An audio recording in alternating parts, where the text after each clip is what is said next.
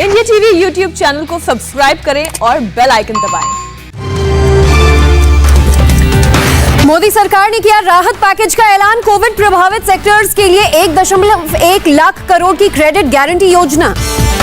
31 मार्च 2022 तक बढ़ाई गई आत्मनिर्भर भारत रोजगार योजना। अब तक 21 लाख से ज्यादा लोगों को मिला फायदा। पीएम गरीब कल्याण अन्न योजना के लिए 93,000 करोड़ की घोषणा। इस योजना का कुल बजट 2 करोड़ 28 लाख से ज्यादा हुआ। पीएम मोदी का ट्वीट, कहा मन की बात के जरिए देश में हो रहे प्रेरणादायक कामों के बारे में बताने का प्रयास। रक्षा मंत्री राजनाथ सिंह ने जम्मू कश्मीर और लद्दाख को केंद्र शासित प्रदेश बनाने के फैसले को ऐतिहासिक बताया। कहा लद्दाख के लोग फैसले से खुश हैं। राजनाथ सिंह ने कहा आतंकवाद से लड़ने और विकास के लिए बनाया गया केंद्र शासित प्रदेश, सेना कर रही अच्छा काम। लद्दाख के नेताओं से भी पीएम मोदी जल्द करेंगे बात। राजनाथ सिंह का बयान। ममता बनर्जी का बयान, राज्यपाल धनखड़ एक भ्रष्टाचारी शख्स, हवाला केस में चार्जशीट में था नाम।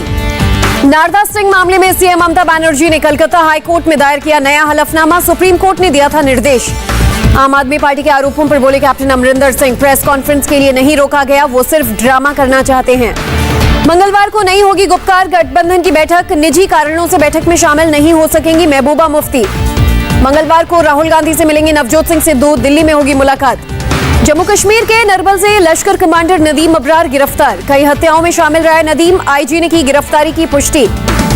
यूपी के एडीजी लॉ एंड ऑर्डर का बयान, धर्मांतरण मामले में एटीएस ने 3 और लोगों को किया गिरफ्तार। विदेशों से हो रही थी फंडिंग। जौहर यूनिवर्सिटी मामले में आजम खान पर कसा ईडी का शिकंजा। रामपुर के डीएम से मांगी कार्रवाई की रिपोर्ट। कस्टम विभाग की दिल्ली एयरपोर्ट बड़ी कार्रवाई। 18 किलो हेरोइन के साथ 2 साउथ अफ्रीकी नागरिक गिरफ्तार। गृह मंत्रालय के संसदीय पैनल ने लिया कोरोना की तीसरी लहर से निपटने के लिए की गई तैयारियों का जायजा। कांग्रेस नेता आनंद शर्मा की अध्यक्षता में ली जानकारी। बैठक में कोविड की दूसरी लहर के सामाजिक और आर्थिक प्रभाव पर हुई चर्चा। सदस्यों ने जरूरत के हिसाब से ऑक्सीजन प्लांट लगाने की कही बात। नीति आयोग के सदस्य वीके पॉल का बयान, मॉडर्ना और फाइजर के अप्रूवल पर चर्चा जारी है। डब्ल्यूएचओ से कोवैक्सीन के इमरजेंसी इस्तेमाल की मंजूरी पर बोले वीके पॉल, बातचीत जारी है, जल्द निकलेगा निष्कर्ष। कोरोना की तीसरी लहर और डेल्टा वेरिएंट को लेकर रणदीप गुलेरिया का बयान, स्वास्थ्य सिस्टम को और मजबूत करने की जरूरत। स्टालिन ने केंद्रीय स्वास्थ्य मंत्री को लिखी चिट्ठी, कहा सरकारी संस्थानों के लिए आवंटित हो 90% टीका। ओडिशा के स्वास्थ्य मंत्री डॉक्टर हर्षवर्धन को उन्होंने लिखी चिट्ठी, 6 लाख वैक्सीन डोजेस की मांग। कहा 21 जून से रोज 3 लाख लोगों को लग रही है वैक्सीन। मध्य प्रदेश में 2 करोड़ लोगों के वैक्सीनेशन का आंकड़ा पार। 1 करोड़ 77 लाख लोगों को लगी पहली डोज। हेमा मालिनी ने की लोगों से वैक्सीन लगवाने की अपील। कहा सभी लोगों के वैक्सीनेशन से कम होगी तीसरी लहर की संभावनाएं। गोवा के सीएम प्रमोद सावंत का बयान, जुलाई तक सबको लग जाएगी वैक्सीन की पहली डोज। वैक्सीन की दोनों डोज के बाद गोवा आ सकेंगे लोग।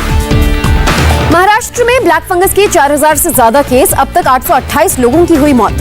मुंबई में बीएमसी के सीरो सर्वे में 50% से ज्यादा बच्चों में मिली एंटीबॉडीज। 10 से 14 साल के बच्चों में सबसे ज्यादा sero positivity rate. Andhra Pradesh में कोरोना के 2224 नए केसेस। 24 घंटे में 31 लोगों की मौत। यूपी में कोरोना के 190 नए केसेस सामने आए। प्रदेश में लगभग 3000 एक्टिव केसेस। केरल में कोरोना के 8063 नए मामले। 24 घंटे में 110 लोगों ने तोड़ा दम। यूपी में कोरोना की दूसरी लहर के लिए डेल्टा वेरिएंट जिम्मेदार, जीनोम सीक्वेंसिंग के आधार पर मिली जानकारी। आंध्र प्रदेश के 8 जिलों में कर्फ्यू में ढील। सुबह 6 बजे से रात 9 बजे तक खुलेंगी दुकानें। 9 बजे तक खुलेंगे रेस्टोरेंट। पूर्वी पश्चिमी गोदावरी, कृष्णा और चित्तूर में कर्फ्यू में ढील नहीं। सुबह 6 बजे से शाम 6 बजे तक ही रहेगी छूट। बंगाल में 15 जुलाई तक रहेंगी पाबंदियां। सुबह 11 से शाम 6 बजे तक खुलेंगे सैलून। 50% क्षमता के साथ खुलेंगी जिम। बंगाल में दफ्तर खोलने को मिली छूट। 50% स्टाफ के साथ सुबह 10 बजे से शाम 4 बजे तक खुल पाएंगे दफ्तर। इंटरनेशनल यात्रा शुरू होने के बाद पहले 5 लाख विदेशी पर्यटकों से नहीं लिया जाएगा वीजा शुल्क। 31 मार्च 2022 तक रहेगी स्कीम। वैक्सीनेशन को बढ़ावा देने के लिए ग्रीस सरकार की पहल, वैक्सीन लेने वाले युवाओं को देगी 150 यूरो। इंडोनेशिया में बेड और ऑक्सीजन की कमी से दम तोड़ रहे कोरोना संक्रमित। हॉस्पिटल के बाहर लग रही लंबी कतारें। मलेशिया सरकार ने लॉकडाउन को और 1 महीने बढ़ाने का फैसला किया। कोरोना संक्रमण में तेजी की वजह से लिया गया फैसला। चीन ने अखबार एपल डेली के एक और संपादक को एयरपोर्ट से किया गिरफ्तार। ब्रिटेन भागने की थी खबर। स्वीडन में गहरा है राजनीतिक संकट। पीएम स्टीफन लोफवेन ने विश्वास मत हारने के बाद दिया अपना इस्तीफा। फ्लोरिडा के हिंदू टेंपल में एक मां अपने बेटे और बहू पोती के लिए की प्रार्थना। मियामी में एक इमारत गिरने के बाद से हैं सभी लापता। इस्लामिक चरमपंथी संगठन IS के खिलाफ भविष्य की रणनीति पर चर्चा, रोम में अंतर्राष्ट्रीय समुदाय की बैठक। अमेरिकी सेना ने ईरान समर्थित आतंकियों के ठिकानों पर किया हमला, ईरान में मिडिल ईस्ट में सुरक्षा भंग करने का लगाया आरोप। पर्यटन से जुड़े लोगों को सरकार का तोहफा, 11,000 से ज्यादा टूरिस्ट गाइड और हितधारकों को ही मिलेगी आर्थिक सहायता।